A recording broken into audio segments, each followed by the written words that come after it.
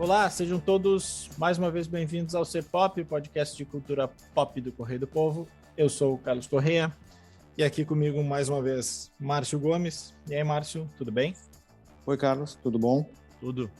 E dessa semana temos uma estreia, mais uma estreia, 2 semanas seguidas de estreia no C-Pop. Não, na semana passada não, né? A Mariana foi na anterior, né? Foi no Stranger Things.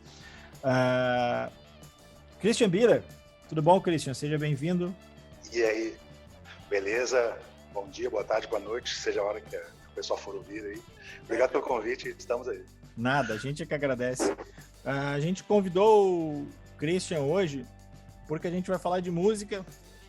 O Christian é músico, né? Nosso colega no Correio do Povo, mas também é músico. E a gente vai falar sobre terceira idade hoje, na verdade, porque a gente vai falar sobre um senhorzinho idoso que no sábado faz 80 anos, mas você já deve ter ouvido falar dele. O nome dele é Paul McCartney. Então, para não perdermos tempo, Mari, por favor, suba a trilha e vamos lá.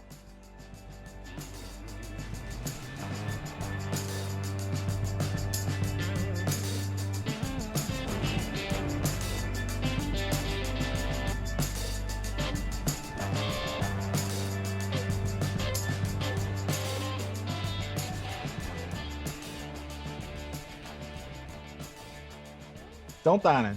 Como eu disse, Sir Paul McCartney, no próximo sábado, dia 18, completa 80 aninhos, continua ativo, continua fazendo disco, continua fazendo show. Tem quase 30 discos aí, só da carreira, sem contar os Beatles, né? Seja da carreira solo e... Não, sem contar o Wings também, né? Os álbuns solo dele, isso de estúdio, né? Sem contar os ao vivo. Se contar os ao vivo, aí vai para 40, quase 50. Se tu botar os Beatles na parada, com certeza tem mais de 50.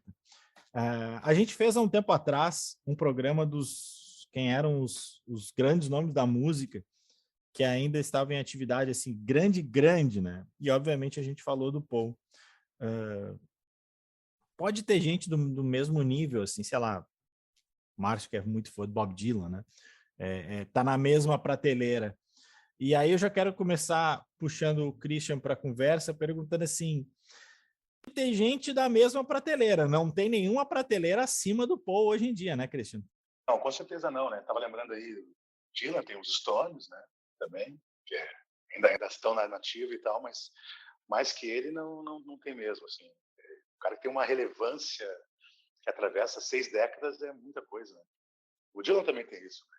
Uma relevância, e mesmo que o pessoal diga, não, mas ele tá com a voz rouca agora, não tá, mas ele ainda tá tocando as músicas com o mesmo tom de 1970, por exemplo, né? Então, tem que se entender, né, que tem 80 anos, uma pessoa com 80 anos, com a vitalidade que ele tem, assim, representa muito, né? Tu ir num show dele, se ele vier no Brasil, eu vou tentar juntar os meus pingados para tentar assisti-lo mais uma vez. Márcio, já foi no show do Paul, é uma experiência, né? O primeiro show aquele em Porto Alegre foi um negócio catártico, né? 2010, né? Depois teve um segundo tão bom quanto, né? Não tinha mais o elemento da novidade, né? Acho que não era mais aquela coisa de um Beatle tocando na tua cidade. Mas Paul é Paul, né? Sim. Eu fui nos dois aqui, esses de Porto Alegre, eu fui nos dois. Sim, é uma...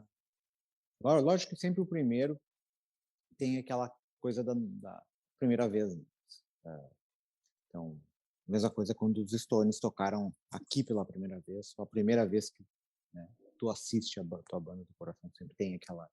Mesmo que o show não seja tão bom, né? Sempre tem aquela coisa do deslumbre. E o segundo, tu já vai com um olhar um pouco mais crítico, assim, e tu já consegue ter um pouco mais de noção do show, já tem um termo comparativo, né? Já foi melhor, foi um pouco pior, foi melhor do que o primeiro que eu vi, já foi, né? Então, mas os dois shows do Paul McCartney, eu acho que show de bandas desse porte, assim, do Paul McCartney, dos Stones, do U2, assim, shows de grandes corporações, assim, eles têm o mesmo nível de de excelência, assim, que tu mais ou menos sabe como a coisa vai funcionar. Eu estava lendo uma revista, a Uncut, que fez um especial sobre os 80 anos do Paul McCartney, e eu não me lembro quem foi que tocou com ele, que estava contando a experiência de que num desses shows tinha uma hora em que o Paul McCartney deixava de tocar guitarra e ia tocar piano. E o piano ele subia do meio do palco, né? Abria um buraco no meio do palco e subia o piano. E o Paul McCartney se dirigia para o meio do piano e ele não viu que subiu o buraco e caiu no meio daquele buraco ali. Ele caiu de costas no chão e o pessoal, todo mundo ficou preocupado e o Paul McCartney levantou, saiu e saiu tocando. Uma queda de mais de 1,5 metro, mais de 2,5 metros. Já um senhor idoso, né? Já era o Paul McCartney já com mais de 70 anos. Porque é essa questão da experiência, de quanto o cara já está acostumado a lidar com esses perrengues, assim, e por quanto ele já passou por isso. Assim. E isso, para mim, é a grande questão do Paul, assim, em relação até a outros pares dele. O Christian citou os Stones, assim. Os Stones são uma banda que estão nativa, mas não é uma banda tão produtiva em termos de estúdio, não é uma banda que cria músicas novas, não é uma banda que... o último disco dos Stones foi, acho que de 2016, aquele disco de covers de blues. Né? E era um disco de covers, né? E era um disco de covers, né? É uma banda que até tá para lançar um disco novo aí, né? Próximos, talvez esse ano, final do ano, começo do ano que vem, mas não tem essa mesma produtividade do Paul, que é uma produtividade que o Bob Dylan tem. Até acho que o Bob Dylan, a qualidade dos trabalhos do Bob Dylan é um pouco maior, assim.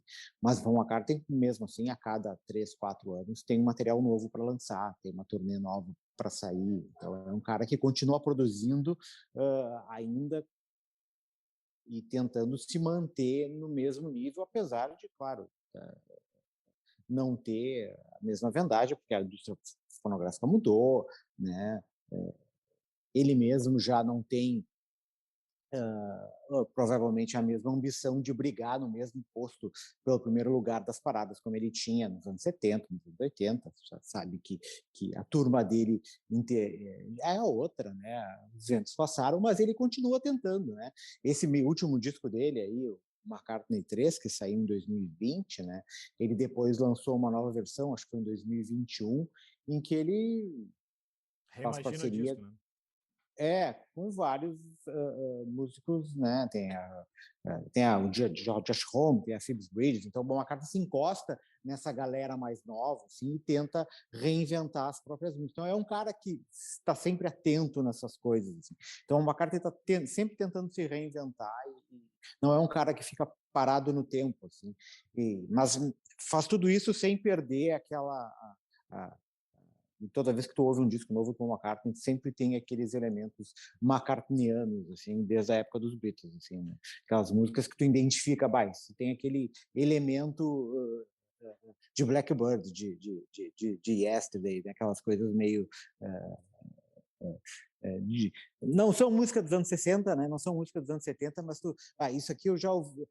Aquela semelhança, né? Aquele sabor que tu sente, que tu sabe que é uma música do Paul McCartney, né? Embora seja uma música mais atual, né? Que tu identifica a novidade, mas tu sabe que é uma música do McCartney. O Márcio falou da produtividade, né? Nos últimos 10 anos, contando o McCartney 3 Imagine, né? Que é um disco a partir do McCartney 3, mas contando ele, são 5 discos de estúdio em 10 anos, sem contar que saiu mais uma coletânea e mais um disco ao vivo. Discos de inéditas, né? Então, assim, o cara produz que é uma usina. E é engraçado. Acho que só o Neil Young mais do que isso.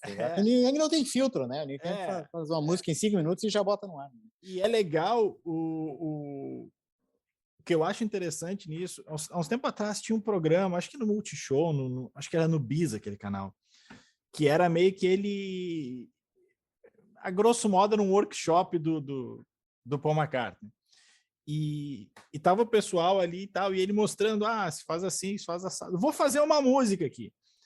E ele faz uma música ali que, cara, é daquelas coisas que qualquer artista passa uma vida para fazer aquilo ali, ele faz de improviso. O Christian que toca forma profissional, sabe tocar e tudo mais, cara, isso é um dom além de tudo, não é só treino, prática, é dom também, né, Christian? Sim, o cara nasceu para isso, assim, né? Esse especial que tu viu aí era promocional daquele disco de 2005, o Chaos in Creation, do Backyard, né? Isso mesmo. Ele até tá com o produtor do Radiohead, né? O Nigel Godrich, uma coisa assim. E aí, justamente, ele mostra como ele tocou algumas músicas. O Mellotron do Strawberry Fields foi assim, papapá. Eu fiz uma música assim, o Blackbird, eu fiz baseado num pedacinho de uma música de bar, assim, né? Que eles queriam fazer, eles queriam impressionar as gurias ali. Então, ele e o George faziam o iniciozinho de uma música de bar e tal. E ele não sabia tocar toda a música, então ele pegou aquele iniciozinho e fez o Blackbird, né? E no final ele toca uma música, né? Ele vai gravando, grava a bateria, grava o baixo, grava as guitarras, né? Em coisa de 5 minutos, né? E ele sempre foi muito fominha, né? Desde sempre. Mesmo nos Beatles, né? Ele tocou bateria nos Beatles, né? Ele só tocava piano, tocava vários instrumentos. E o show dele é uma síntese disso, né? Que ele pula do ukulele pro bandolim, pro violão, pro piano, pro baixo, né?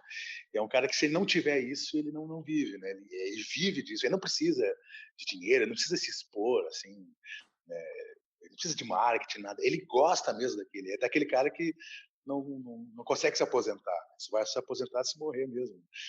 E como o Márcio falou ali, ele é tipo o Neil Young, assim, em termos de produção. Eu tenho vários bootlegs de músicas que nunca entraram em disco nenhum, desde o início dos Wings e tal. Estão lá, estão parados lá. Um momento vai ser lançado oficialmente. Mas ele tem muita coisa, muita produção, além dos discos, takes lá, que tá lá para ser lançado daqui a 50, 150 anos. Lá. O legado dele vai seguir assim, por muito tempo. Se tem coisa dos Beatles até hoje que aparece inédita, né? E os Beatles acabaram em 60, Exatamente. 70, 69. Imagina dele que ainda tem essa produção em massa. E a gente está falando aqui dele, né? Não entrando muito nos Beatles, né? Porque a gente já falou aqui várias vezes. Mas assim, nada contra nada contra o Ringo e mesmo o George, né? Que o George teve uma importância bem grande, mais da metade para o final ali dos Beatles. Mas os grandes dois nomes eram John e Paul, né? A gente está falando de um cara que compôs algumas músicas que ficaram no imaginário, assim, que sei lá, a gente né, banalizou, a gente se acostumou tanto que às vezes a gente se esquece o quão geniais são, né?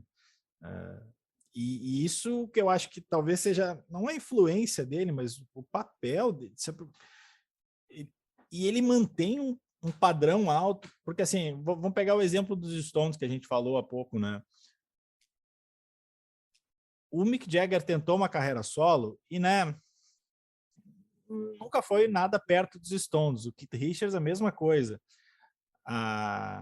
O próprio John Lennon tem vários ótimos singles, mas os discos de John Lennon não tinham um mesmo padrão, assim.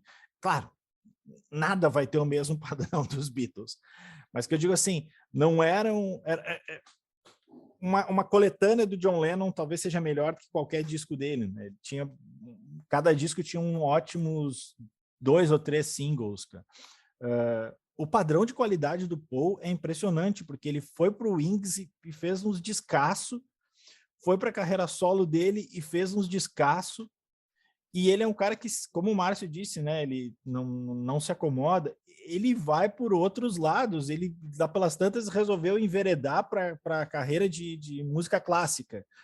E ele fez discos de música clássica sem parar de fazer disco de rock, né? Ele fez em paralelo.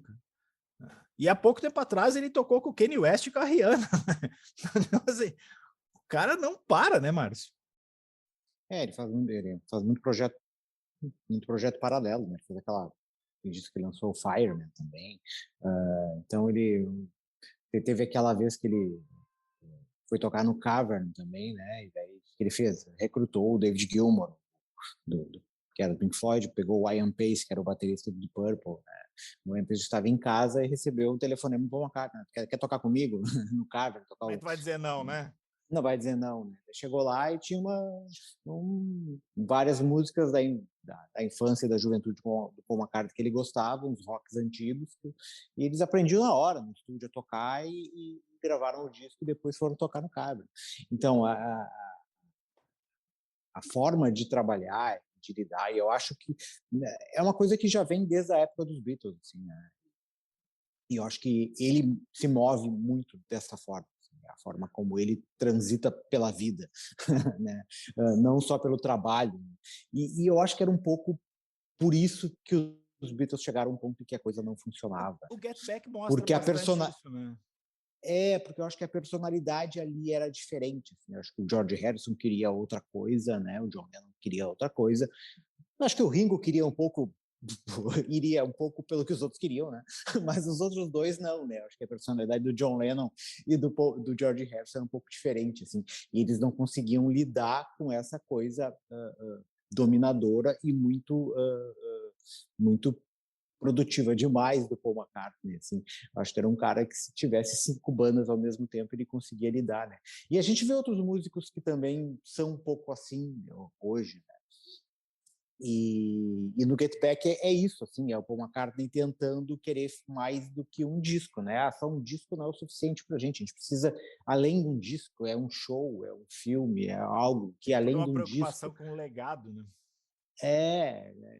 E eu acho que acho que a gente já comentou isso em outros episódios. Eu acho que hoje o Paul McCartney está numa fase da vida em que ele sente a necessidade de reescrever a sua versão dos Beatles, né? Né, chegou a um ponto em que ele se deu conta em que, né, muito do que ficou era baseado na versão do Lennon, do que as pessoas achavam uh, de como o Lennon contava a história, porque, afinal de contas, depois da morte, o Lennon se tornou um mito, mais provavelmente do que uma pessoa, né? E muito do que se tornou a dissolução dos Beatles era colocado nas costas do Paul McCartney, e eu acho que, com o distanciamento e com essa questão do John Lennon já ter passado aí quase, sei lá, 80 para cá, quase 40 anos da morte dele, eu acho que o Paul McCartney se deu conta que já dá para ele dar a sua própria versão e eu acho que ele vem fazendo isso nos últimos anos, assim, tanto nos discos como nas entrevistas, nos documentários, assim. E eu acho que é um pouco isso que ele está tentando fazer nesse final aí, se encaminhando já para o final, né, do legado dele, como o Christian falou, assim. Então, acho que é um pouco isso que ele tenta, né? E ao mesmo tempo que ele continua despejando material, assim, né? E esse McCartney 3, esse que é o último, mais recente trabalho dele, assim, que foi um trabalho que ele fez durante a pandemia, né? O tempo que ele estava em casa, né? Foi por isso que é só McCartney, né? Porque ele já tinha lançado, o primeiro disco dele foi meio que isso, né? Um trabalho em casa, em estúdio, né? Depois que ele saiu dos Beatles, né? Que ele conversou com o Pete Townshend, depois que o Pete Townshend lançou o primeiro disco dele, que ele perguntou como é que o Pete Townshend tinha feito esse primeiro disco, o Pete eu fiz em casa, eu tenho um estúdio em casa de 8 canais, eu fiz em casa. Ele achou, que legal, vou fazer também.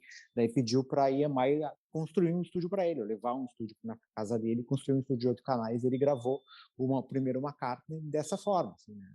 Ele sozinho, né, tocando todos os instrumentos. Depois ele fez isso de novo no começo dos anos 80, né, com McCartney 2, e agora, na pandemia, fez o McCartney 3 mais ou menos da mesma forma. E provavelmente daqui a pouco tem outra coisa sendo produzida por aí, né? Eu acho... Completa, desculpa. Não, mas é isso. Não, eu tava pegando alguns dados aqui e acho curioso, eu entrei no Spotify, tá? No perfil dele ali. E aí tem ali tem assim, as músicas mais populares e quantas execuções elas têm, né? E aí eu resolvi entrar no dos Beatles também. E aí, assim, em termos de popularidade, tá? Eu até achei que poderia ser um Hey Jude da vida, mas não, o Hey Jude tem 443 milhões de execuções. 400, não vou dar os números quebrados, tá? 443 milhões. Aqui tá em primeiro lugar, Here Comes the Sun com 828 milhões de execuções. Aí tu entra no do Paul McCartney, E do segundo lugar para baixo, a que mais tem execução é Maybe I'm Amazed, de 2011, com 95 milhões. Só que a música que tem mais execuções, ela tem mais execuções que qualquer música dos Beatles, que é 4 or 5 Seconds. É a música que ele fez com a Rihanna e com o Kanye West. Isso me faz pensar qual é a relação do Paul com essa nova geração. O que vocês acham? Porque é um treco maluco. Essa música tem mais execução no Spotify que qualquer música dos Beatles. Christian. Isso aí, ele sempre se aproximou, né, dessa galera, assim, e sempre se manteve muito naturalmente, não uma coisa forçada, de querer se aproximar desse pessoal mais novo, né? Lembra que lá no início dos anos 80, quem era o parceiro dele mais famoso ali, mais célebre, era Michael Jackson, né? É verdade. Fizeram algumas canções ali, isso em 82, 83, isso ali fase Thriller, né? Então ele sempre soube se aproximar bem. Depois começou a fazer que o Michael músicas Jackson, até que o Michael Jackson roubou as músicas dele. Né? Roubou não, comprou, né? Tem o famoso diálogo aquele do Michael Jackson. Olha, pô, estava pensando em investir em catálogos, e agora tem essa história de investir em catálogos de músicas antigas e tal. Acho que eu vou comprar algumas músicas. E ele, que legal. Quais as que você vai comprar? As tuas. Amigão. E é legal, o Spotify também tem que dar uma olhada também nos Wings ali, que é as coisas de 71 para frente ali até 79, e aí tem Wings, também tem ali, tem My Love, City Love Songs, tem muita coisa ali também. A própria Band on the Run, acho que tem muita visualização ali. O Band on the Run é que mais tem, mas é 186, claro, é coisa demais, mas na comparação com os outros realmente. Mas eu acho que ele ainda tem muito bom tráfego ainda com essa galera nova. Assim. O nome dele ainda é bem forte assim, entre a juventude. Eu acho que ainda tem essa relevância. E eu acho curioso o seguinte, ele é um cara que tem um nome pesado, tem toda uma aura em torno dele, e ele é um cara vivo, né? Porque geralmente esse peso que se dá de gênio, esse reconhecimento que se dá, muitas vezes se dá para o cara depois que ele morre, né? Por isso que às vezes eu sempre acho, às vezes sempre é bom, né? Eu sempre acho difícil fazer uma comparação dele com o John, porque, cara, ele tem 40 anos a mais de realidade do que o John. Então é difícil tu comparar um mito e um projeto do que poderia ser com algo que foi. Ou mesmo quando se compara Beatles com os Stones. Cara, não existe comparação. Só se tu fizesse uma comparação dos Beatles com os Stones até 1970, o que também não faz muito sentido. São anos e anos. Normalmente, normalmente o que morre antes tem o benefício, né? Exato. Porque a gente está falando da história. Está falando da história do John, por muito tempo ficou aquela coisa, né, endeusada do John. John é um gênio, beleza? Mas, por exemplo, a retrospectiva, pensando de uma forma, né, retrospectiva, o benefício da retrospectiva, lendo os livros, né, eu leio muitos livros, as oficiais e as não oficiais, né? Lá em 65, 66, quando houve a guinada dos Beatles, o John estava casado com a Cynthia Lennon, tinha o filho Julian, recém, e ficava em casa todo o tempo, quando não tinha, já tinha parado com shows e tal, ficava em casa, enquanto o Paul é quem ia para Swing London lá, saber das novidades, o que acontecia. Então, tanto o Revolver quanto o Sgt. Peppers tem muito dedo do Paul ali, concepção ali do Paul, da história da psicodelia. Claro que veio tudo junto, o John era um gênio, as canções que o John fazia eram realmente loucas mesmo, eram loucas de andamento, de letras e tudo mais. Mas a questão de... Muita gente pensa, que o John é um visionário. Mas quem era o cara que estava querendo saber o que estava rolando no mundo da música? Inclusive na história de, não, agora vamos mudar, agora vamos botar bigodes e mudar as cores dos nossos ternos. Isso era muito mais Paul, né? Isso só ficou pro imaginário popular mesmo depois, 30 anos depois, que a gente lê nos livros, olha ali, realmente, o Paul é que tinha essa pegada. E para mim é impressionante o fato dos caras ainda fazer show, cara, sabe? Poderia não estar fazendo nada mais agora. A gente estava avaliando aqui, o Christian falou, não precisa trabalhar, tem dinheiro. Segundo a gloriosa Wikipedia, não é a fonte mais confiável do mundo, mas enfim, 670 milhões de libras. Faz tempo que esse cara não precisa trabalhar. Se ele quisesse, ele podia ter parado de trabalhar lá em 1970, que umas 2 gerações da família dele não precisariam mais trabalhar, né? Márcio, Falta o que tu gastaria teu dinheiro com 670 milhões de libras? o que eu gastaria, não sei. Tu pagaria algumas multas rescisórias do Grêmio, que eu sei. Não gastaria. Não gastaria meu dinheiro com multas rescisórias do Grêmio. Acho que o buraco ali vai precisar, é muito mais fundo. Seria botar dinheiro fora. Eu acho que o que falta para o Paul para se conectar com as novas gerações é o Paul fazer umas dancinhas, uns desafios de TikTok. Assim. TikTok, eu acho que aí eu acho que o Paul teria uma difusão um pouco maior com as novas gerações. Assim. Fazer um Back in the USSR, assim, começa só com uma dança mais provocativa. Assim. Acho que daí até abrir, eu tenho uma conta no TikTok, mas eu só uso para ver, obviamente eu não faço nada ali, para ver se o Paul McCartney tinha conta. Obviamente ele tem conta, mas olha, tem uma aqui, não chega a ser dancinha, mas é o Paul fazendo gracinha. O Paul tem, assim, a gente falou bem, e agora o que eu vou falar não é falar mal, mas o Paul tem um jeito de tiozão, né? O Paul tem cara de que é o cara que na noite faz a piada do pavê, né? O Paul, não sei se vocês concordam. Eu acho que ele tem jeito de tiozão, cara.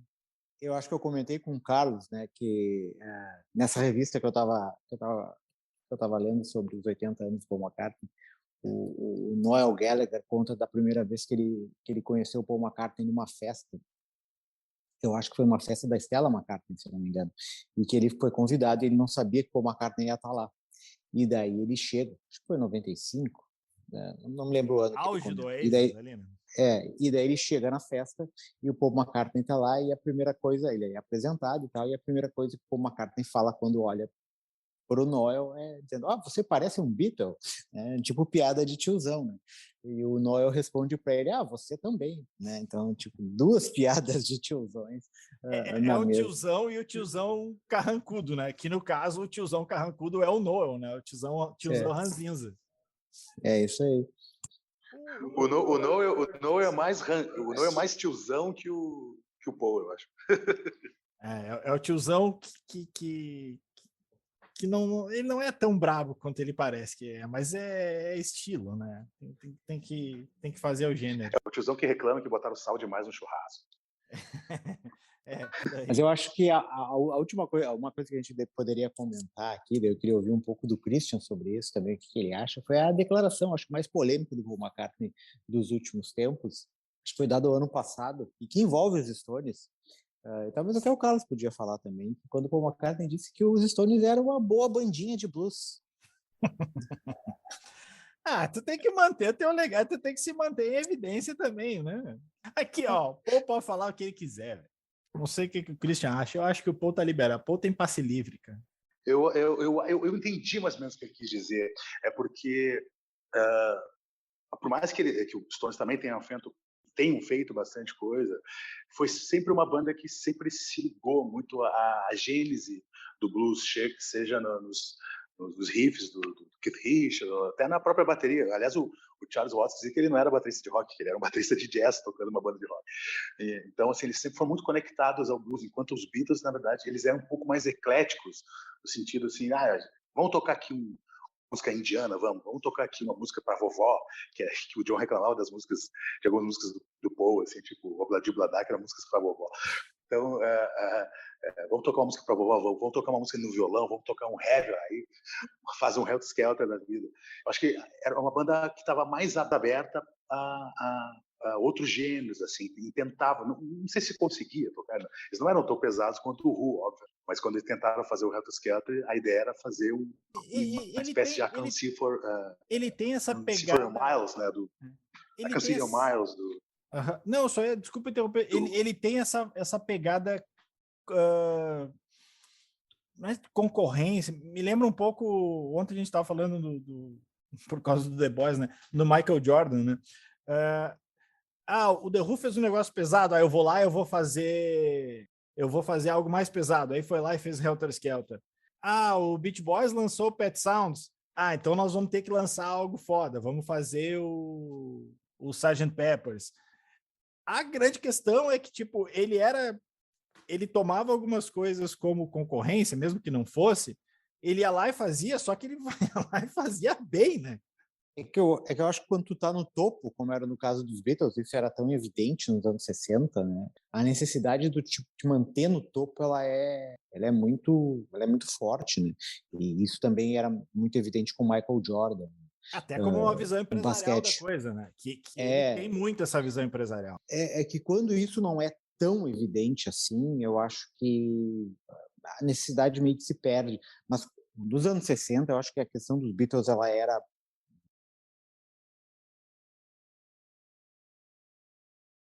muito forte. Assim. Eles eram a banda. Né? Todo mundo esperava o disco para ver o que eles estavam fazendo, e a partir dali todo mundo se movimentava. Então, quando vinha uma banda e lançava algo um pouco diferente, como era o caso do Brian Wilson, quando lançou o Pet Sounds, assim, né? E daí os Beatles diziam, opa, peraí um pouquinho, isso aqui tá estranho, isso aqui tá um pouco diferente, nós precisamos fazer algo para responder esse negócio. Né? A mesma coisa quando a gente fala do basquete, a questão do Michael Jordan. Quando alguém vinha e fazia algo que o Michael Jordan, ou dizia algo que o Michael Jordan achava que tinha que responder. Né?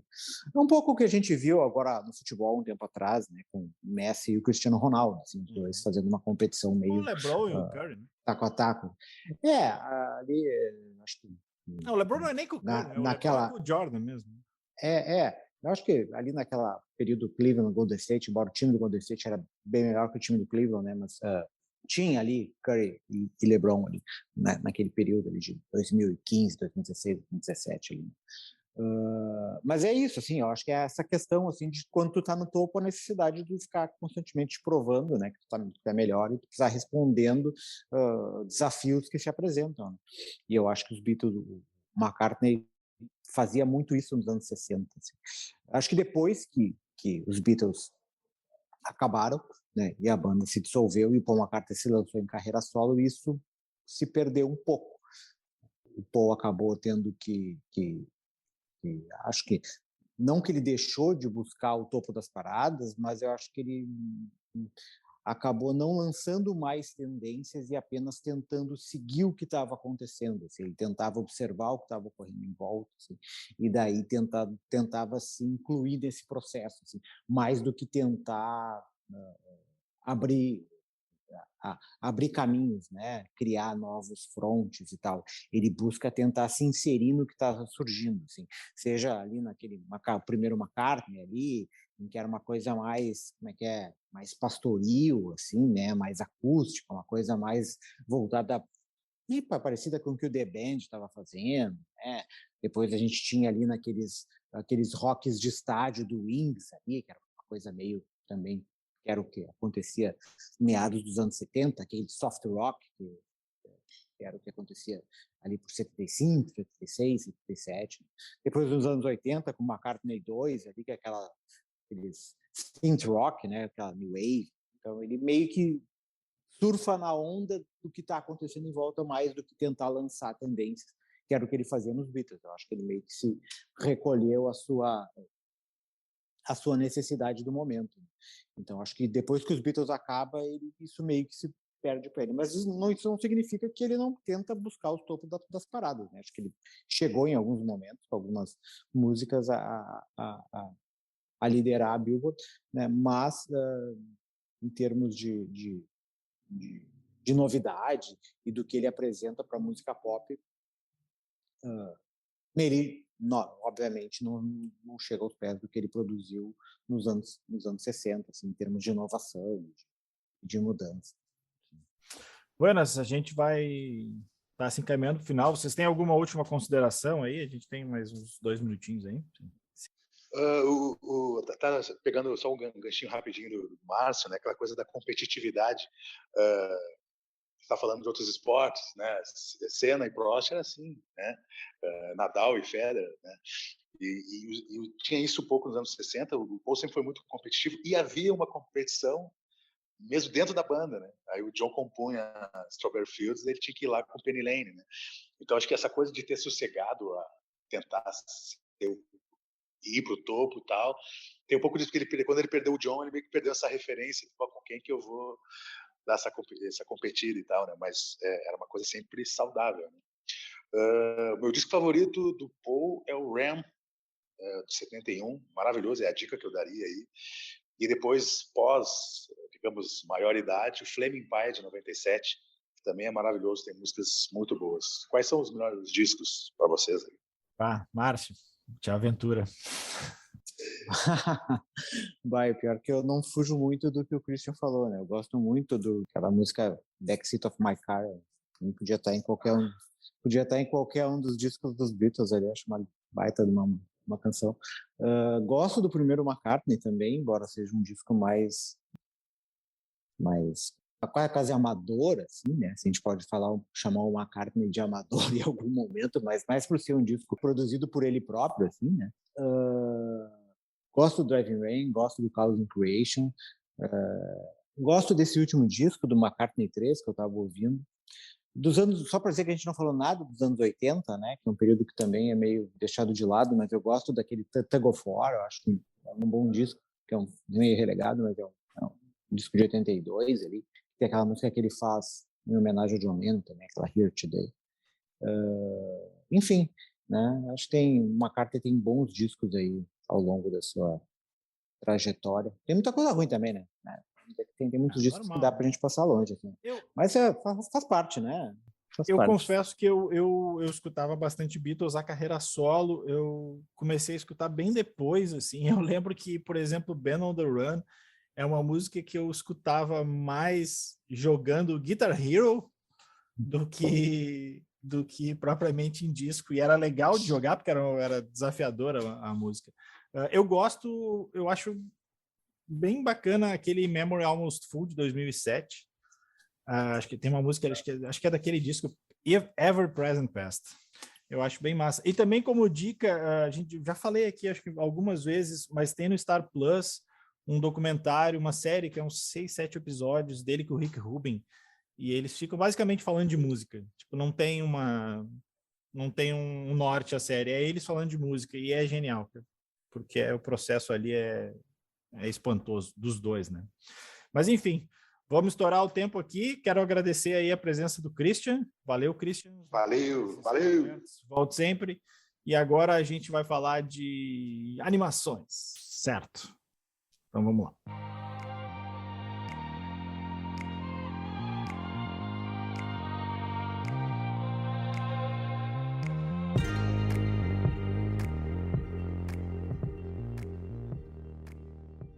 Buenas. Agora, então, a gente sai da música, vai para os cinemas, vai para as animações, porque nesse final de semana, nessa quinta-feira, na verdade, né, chega às telas Lightyear, que, para quem não reconheceu o nome, é o sobrenome, digamos assim, não é, mas dá para brincar com isso, de Buzz Lightyear, que você se lembra, é o astronauta do Toy Story, Buzz Lightyear. Esse filme conta a origem não daquele Buzz, mas do personagem que inspirou ele. E não é, portanto, uma sequência, é um spin-off, digamos assim, mais ou menos um spin-off de Toy Story. E acho que eu já posso começar essa conversa entrando de cara no fato de como o filme explica o filme. E eu acho que ele explica muito bem e explica muito rápido.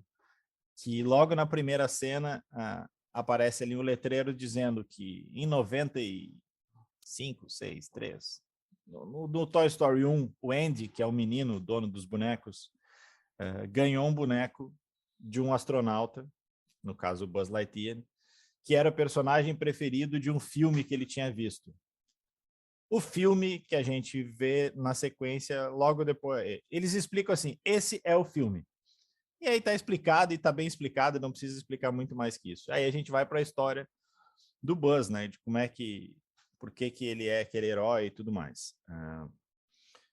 Se no primeiro bloco o Christian estava conversando com a gente, o Christian deu lugar ao Henrique Massaro. E aí, Henrique, tudo bom?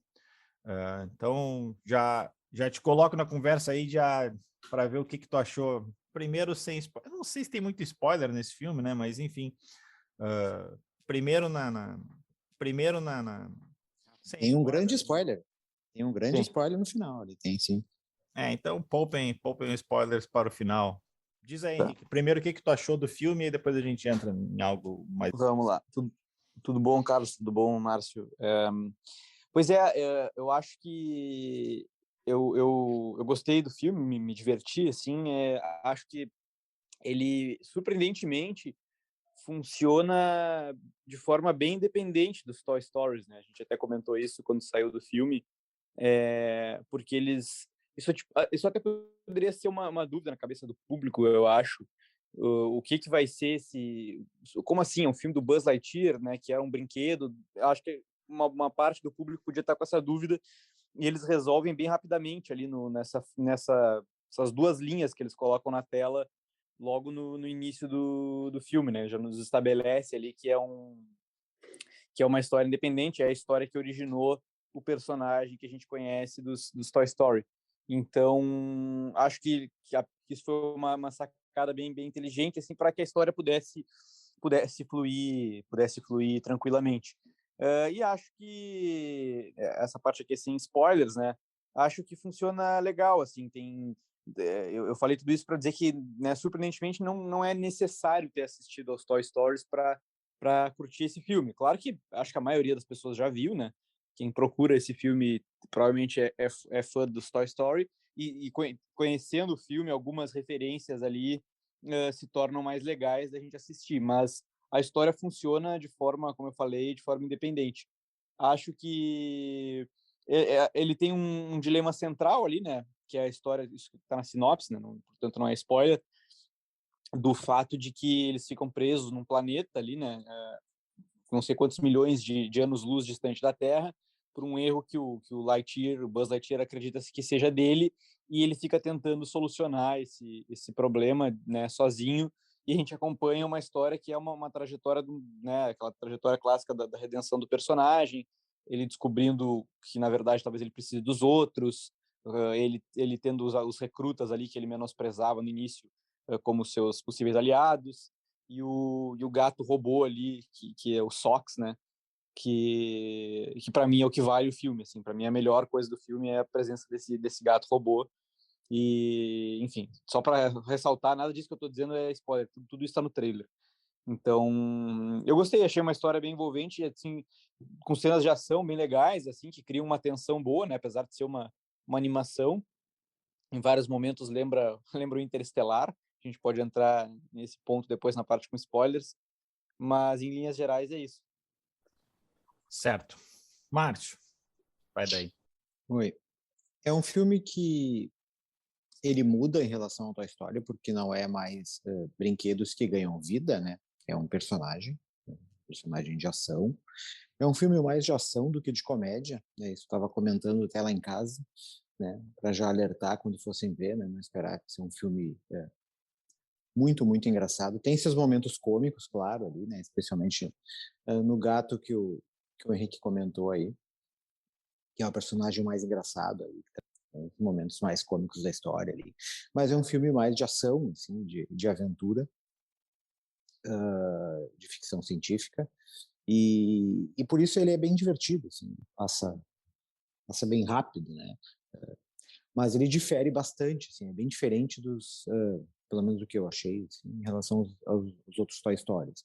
Para quem vai esperando que seja a mesma história, eu acho que a única coisa que ele é igual, ou que ele tem de semelhança em relação aos filmes anteriores, é a personalidade do Buzz. Ele é o mesmo Buzz turrão e orgulhoso do Buzz das histórias que a gente já conhecia dos outros 4 filmes, né? Mas de resto, é uma história bem diferente. Assim. Uma história que se passa em outro planeta, uma história talvez mais parecida com o Top Gun ali do Maverick do que propriamente dos outros da história. Mas é uma história que mostra um pouco isso, assim, essa questão da redenção do personagem que o próprio Henrique falou, mas também essa questão do quanto a gente precisa sacrificar, né, e o quanto do que é mais importante, né? As escolhas que tu precisa fazer na vida, né? Isso a gente pode tratar depois ali, que é um pouco quando entra a questão da parceira do Buzz ali, que é a primeira parceira da carreira dele, né? Que ele acaba deixando para trás nas suas andanças, na sua busca pela sua missão de tentar sair do planeta, a partir do momento que ele tenta chegar a falar nessa parte, sem dar o spoiler, mas a partir do momento que ele tenta romper a hipervelocidade, que é o momento que ele tenta atingir uma determinada momento da missão que ele precisa atingir para conseguir tirar todo mundo que ficou preso lá no planeta, que chegou para ajudar ele no momento que eles caíram ali, ele precisa acabar fazendo umas escolhas, assim. E dentre dessas escolhas é essa, assim, a questão familiar ou a questão da realização profissional, e eu acho que tudo isso acaba culminando no momento derradeiro lá no desfecho do filme, assim. E isso a Pixar traz muito, assim, para dentro dos seus desenhos, assim. Não só essas questões de fantasia, de aventura, mas também momentos de decisões que a gente toma, momentos pessoais e de emoções, e que não está distante também desse filme do Buzz, assim. Tem outros pontos também que a gente pode tratar depois, assim, de momentos polêmicos que não eram para ser polêmicos, mas que acabaram tornando o filme sendo banido em alguns países, especialmente lá do Oriente Médio e tal, né? Mas que nada mais são do que uma página, como é que é, detalhes da história que são importantes, mas que não tomam o rumo central do filme. Então é um filme bem divertido, assim, que eu acho que as crianças vão gostar. E os adultos também vão conseguir se divertir, assim, porque é uma história bastante emocionante e que consegue dar um novo rumo para o personagem e talvez até um novo rumo para os próprios personagens do Toy Story, assim, fugindo um pouco do desenrolar da própria história do Toy Story, pode abrir assim, portas para os outros, assim, tu pode de repente fazer um spin-off assim, do personagem do Tom Hanks ali, que agora me fugiu o nome ali, do cowboy, e dos outros ali, do Dinossauro, enfim, né? Tu consegue contar novas histórias de personagens já tradicionais, saindo fora daquele universo da história tradicional, né? Então, funcionou. Acho que é uma história que funcionou, apesar de ser um pouco diferente do que a gente já estava acostumado. O Woody, né? É Woody, exatamente, Woody. Fugiu o nome do cowboy. Eu vou pegar alguns detalhes um pouco fora do filme para começar a falar aqui. Primeiro eu me esqueci de falar, né? A gente viu o filme agradecer mais uma vez o convite da Espaço Vídeo que nos proporcionou ver o filme antes da estreia. A gente viu na semana passada, na verdade, mas ele estava com isso, Espaço Z, eu sempre erro na hora de falar. Só do tempo de locador. A gente viu na semana passada, mas o embargo caiu essa semana.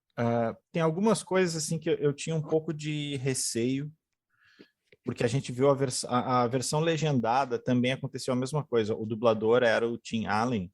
É o Tim Allen? Acho que é, né? É, Tim Allen.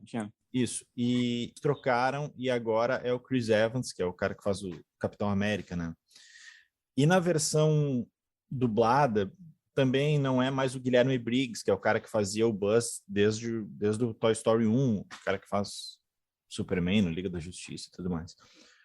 E eles trocaram por Marcos Mion, que não é exatamente dublador, né? Não é o cara pode fazer um trabalho de dublagem no filme, mas a profissão dele não é dublador, né? E a gente fala muito a gente tem muito preconceito, de certa forma, com filmes dublados e tal, mas ao mesmo tempo acho que é preciso a gente fazer um trabalho de reconhecimento que a dublagem no Brasil ela é muito boa, cara.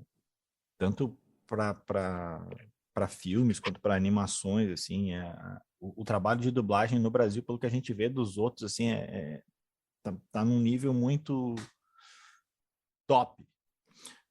Dito isso, no começo do filme foi um pouco difícil dissociar o personagem do Marcos Mion, assim, porque não era o Buzz ali, era o Marcos Mion fazendo o Buzz. E aí que eu digo a questão da dublagem. Tu não esquece ali, é algo que te atrapalha, tem um ruído ali. Até pegar no tranco e tudo, dissociar uma coisa da outra, me incomodou um pouco. E mesmo assim, em alguns momentos do filme, isso para mim voltou, assim. Então, acho que entendo o apelo, tem mais apelo comercial, mas nesse aspecto eu sou mais da tese do deixe para os profissionais. Outra coisa, eu acho que ele é um filme divertido. Concordo com vocês que o gato é a melhor coisa do filme, mas acho que ele tem outras tiradas legais e tudo mais. Mas eu acho que ele é menos... É difícil comparar com Toy Story, porque Toy Story é um filme, uma animação bem acima da média, né? Mas assim, eu acho que ele é menos memorável. Eu não acho que é um filme que fica... É aquele filme que tu vê, acha divertido e logo depois tu meio que já esqueceu o que viu, assim. Não é um filme... Acho que é um filme que talvez vá agradar mais as crianças do que os pais quando eles forem levar. E ainda assim, depende do perfil de criança, assim. Porque tem horas que, pelo menos eu, assim, eu acho que na hora que começou muito a ação, eu me perdi do filme, assim. Quando tem as tiradinhas engraçadas, eu achava mais legal, assim, a origem e tudo mais. Quando entrou na ação propriamente, eu acho que ele fica meio, eu não vou dizer genérico, porque não, ele tem um padrão de produção diferente e tudo mais. Mas ele fica mais do mesmo, assim. As cenas de ação e animação é difícil tu fazer algo novo, que, enfim, cara, não me pegou muito quando entrou para animação. Assim. No saldo geral, acho que o filme vale ainda, assim, acho que, sei lá, 3 estrelas e meia. Assim. Mas eu acho que não é um... De novo, é ruim a comparação com o Toy Story, mas ao mesmo tempo ela é inevitável, né? Porque é um personagem do Toy Story. E acho que sim, acho que é um pouco do que o Márcio falou, né? Abre as portas para fazerem continuações e a Disney Plus está aí para tentar fazer a caixinha registradora ter o maior número de zeros. O que o Márcio falou também ali o filme foi banido nos Emirados Árabes e na Arábia Saudita por causa de um beijo lésbico de uma personagem coadjuvante, o que, né, em 2022 é meio estúpido isso ainda acontecer, mas também, né, não surpreende, dado onde foram as sanções. Na verdade, o pior dessa história, para mim, não é nem a questão do banimento nos Emirados e na Arábia, é o fato de que a Disney antes tentou cortar essa cena. E não é uma cena, não é nem assim um beijo quente, apaixonado, é meio que um selinho que as personagens dão, sabe? É só simbólico a coisa. E a Disney tentou cortar isso do filme. E só ficou porque os caras da Pixar, o pessoal da Pixar chiou muito, e aí a coisa começou a tomar uma outra proporção, e aí a Disney resolveu manter. Vou dizer para vocês que eu nem lembro dessa cena. Não lembro nem que momento que ela foi.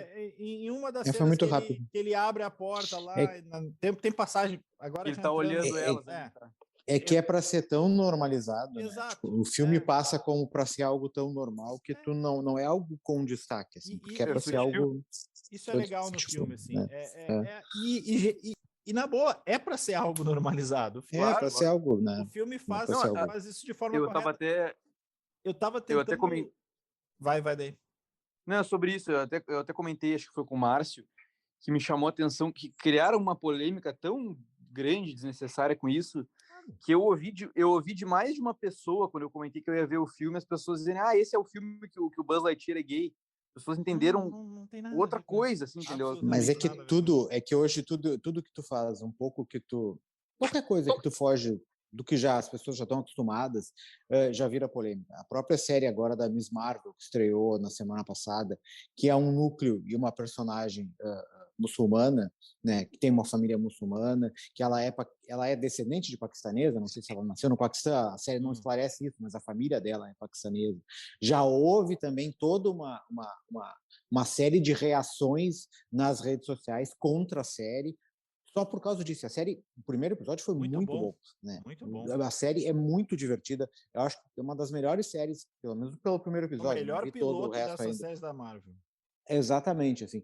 E toda a reação dos fãs nas redes sociais foram de rejeição à série justamente por causa dessa identificação com a questão árabe da história, assim, sabe? Só que tudo que tu foge um pouco, e a gente viu isso com Star Wars inúmeras vezes, né? Com os personagens negros, Stormtrooper Tá negro, vendo agora de novo, né? sabe? O Obi-Wan tá É, rolando esse mesmo hate, hein? exatamente, sabe? É uma É uma turma reação. chata pra caramba É que difícil, acaba tendo lidar, assim. ressonância. É. Sabe? Acaba ressoando e tudo mais. Mas, enfim, é uma cena completamente normal, não tem nada demais, sabe? Enfim, e isso eu acho legal no filme, assim, ele tem uma representatividade legal. Eu até estava conversando com os guris, tentando lembrar.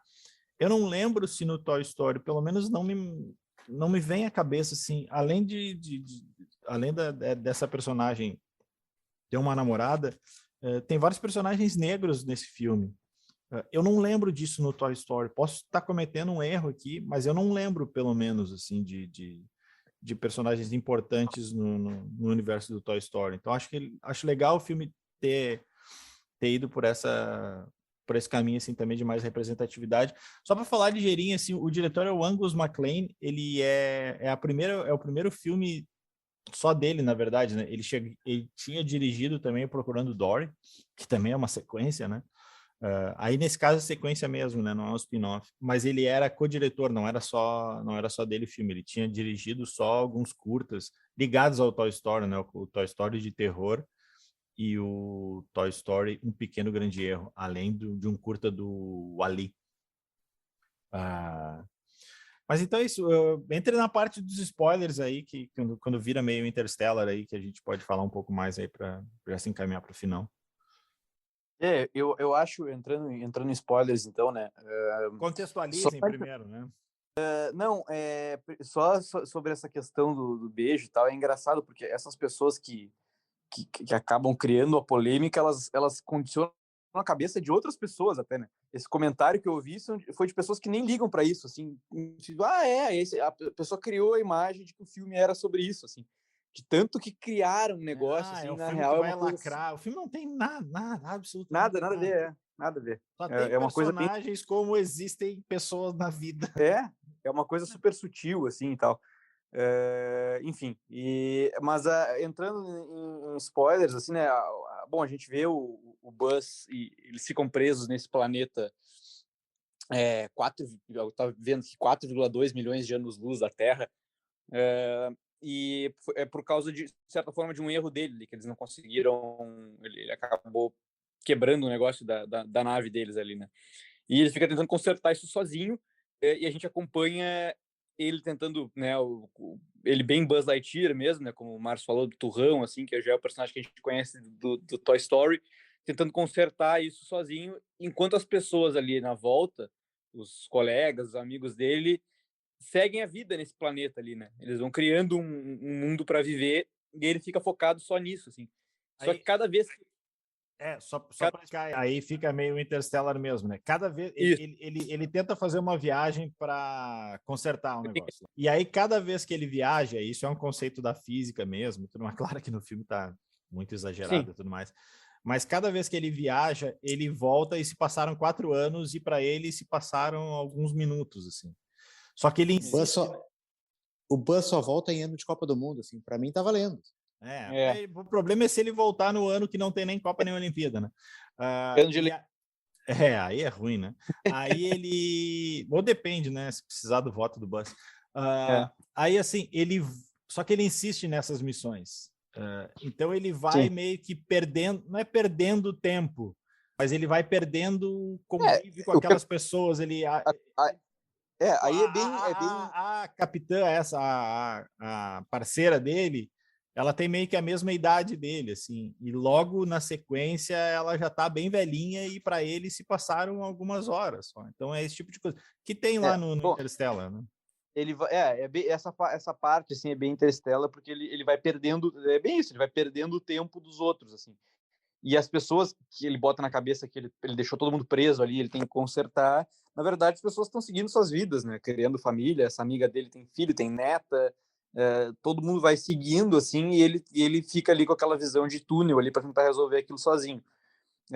E a gente vê também que no início ele não gosta dos recrutas, né, e tal, ele já é essa pessoa desde o início, e no fim ele acaba precisando desses recrutas aí, que uma delas acaba sendo a neta dessa amiga dele, né. E, enfim, essa parte, assim, eu achei legal de acompanhar, para mim funcionou, assim, em termos de ação e também de criação de tensão, porque essa questão do tempo, assim, tal, mesmo se tratando claro, de uma animação e tal, me deixou tenso, assim, de acompanhar e tal, ver o tempo passando, uma coisa que causa uma certa agonia ali, de ver eles presos ali, e o Buzz indo e voltando, e tentando resolver aquilo sem conseguir. Eu acho que eu falei antes da questão do Toy Story, tem umas referências ao filme que são muito sutis, assim, sabe? Nas falas dele, quando ele chega no planeta, ele fala uma coisa tipo assim: o terreno aqui é de tal jeito, que é exatamente a fala do Buzz quando ele chega no quarto do Andy ali no primeiro filme, né? E, então são uma coisa assim que pode passar batido, mas que quem tiver mais atento vai pegar, e eu acho que é legal. O gato, como eu falei antes, né, que é o gato robô dele, ele para mim é a melhor coisa do filme, mas ele também funciona muitas vezes eu não quero dizer Deus Ex Machina, assim, mas ele funciona meio que como uma bengala ali para fazer a narrativa andar, porque ele é um gato robô, ele consegue solucionar coisas muito facilmente, assim, que precisa para que a história ande, né? Mas eu acho que é uma Às ferramenta vezes não tão facilmente, porque ele levou 60 anos para resolver um problema. mas é aquela coisa, Aqui tipo, no Buzz ali. aquilo ali Problema do combustível. dura 5 minutos de tela, aí o Buzz É, volta e ele, é, eu demorei 67 anos e consegui resolver o problema do combustível. piadinha de filme, Mas né? entende, é feito de uma forma tão inteligente, tão engraçada, assim, que eu acho que funciona bem como ferramenta da narrativa. E aí tem a questão do Zurg, né, que é o grande vilão, que é igualzinho ao Zurg do que a gente vê no Toy Story, né? E aí tem uma questão que eu quero até colocar aqui, que eu fico na dúvida se é furo de roteiro ou se é uma decisão criativa ali que eles tomaram, bom, é spoiler mesmo aqui, né? Que o Zurg, no fim, na verdade, é um robô comandado pelo próprio Buzz Lightyear, né? Uma versão do Buzz ali que se perdeu Por outro no... Buzz. O Buzz do. É o Buzz do É, futuro. o Buzz do multiverso, Multiverso do Toy Story. É o de Buzz do uma linha do futuro. tempo, ali, ficou um Buzz mais velho que criou o Zurg, e aí ele, enfim, ele quer conseguir voltar no tempo de fato para consertar o erro lá de trás. Nessa altura, o Buzz, o que a gente acompanha, ele descobre que, na verdade, ele não tem que voltar atrás nada, porque as pessoas seguiram sua vida naquele planeta ali e tal, e que se ele voltar atrás, ele vai eliminar a existência de várias pessoas que surgiram depois, né? Resumindo, assim. Só que o fato do Zurg ser o Buzz, por isso que eu falei, não ser furo de roteiro, foi simplesmente uma decisão criativa. Ele vai contra uma coisa que a gente viu nos Toy Story, né? Que na verdade, o Zurg era o pai do Buzz, né? Ele descobre num easter egg ali de Star Wars que o Buzz acreditava que o Zurg tinha matado o pai dele, e na verdade o Zurg é o pai dele. Isso é uma cena bem clássica ali do Toy Story, acho que é o 2. E aí isso foi contra, assim, né? Virou, na verdade, outra coisa. Então, fico me perguntando, assim, até que ponto... Me parece mais uma decisão mesmo. Eu não acredito que os caras não soubessem, não se deram conta disso, né? Mas, enfim, alguém pode reclamar disso em algum momento. É brinquedo, cada brinquedo decide a sua história. O dono do brinquedo é que decide. Lightyear 2 vai resolver essa história. Vai vir um novo Zurg. Mas é isso. Márcio quer completar. Completa aí do Buzz pra gente se encaminhar aí pro final. Não, eu acho que acho que a grande questão foi essa, assim, que é aquilo que eu comentei na minha exposição inicial, assim, esse grande esclarecimento, essa grande iluminação que o Buzz tem no final, de se dar conta que ele não precisa resolver o problema de todo mundo, que, como bem o Henrique disse ali, as pessoas seguiram a sua própria vida e que ele precisa deixar as coisas seguirem o seu próprio curso, assim, que ele não precisa resolver o problema de todo mundo ao resolver o seu próprio problema, né? Que, né, na verdade, ao tentar resolver o problema dele, ele queria resolver o problema de todo mundo ali no planeta. Essa era a grande questão, assim, ao corrigir o seu próprio erro, ele queria tirar todo mundo dali, né? Na verdade, as pessoas seguiram, se adaptaram àquele planeta que tinha alguns monstros ali, né? Umas árvores que se mexiam, uns besouros gigantes, alguma coisa assim, mas as pessoas aprenderam a conviver com aquele planeta inóspito e seguiram a sua vida ali, né? Apenas o Buzz que não conseguiu conviver com seus próprios problemas, né? E a partir do momento que ele se dá conta disso, é o momento que ele se vê de frente dele mesmo, né? com o Zurg do que ele se tornou, né? E a partir daí a história se conclui. Falta uma psicóloga no mundo de Toy Story. Tudo seria resolvido com terapia. Buenas, vocês têm mais alguma coisa ou podemos ir para as dicas? Mari, sobe a trilha aí agora sim vamos para as dicas.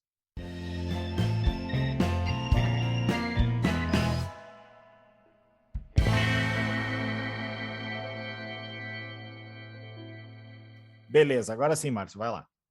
Minha dica é um festival que está ocorrendo em São Paulo, o Inedit. É um festival de documentários musicais, tá? Apesar de ser em São Paulo, ele tem toda uma programação online que tu pode assistir quase que todos os filmes que estão disponíveis. Não são todos, mas boa parte deles tu consegue assistir online.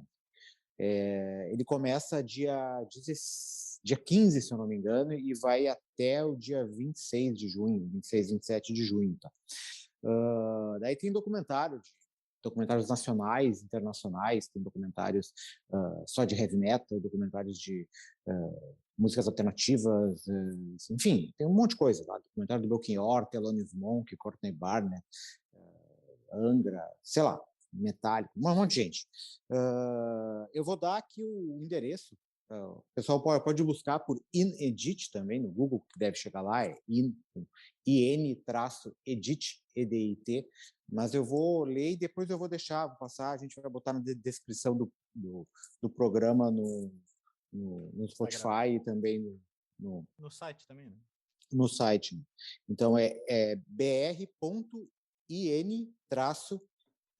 né? edit.org.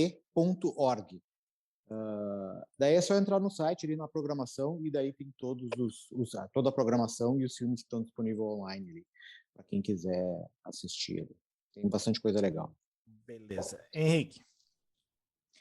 Eu vou dar dicas bem mainstream hoje.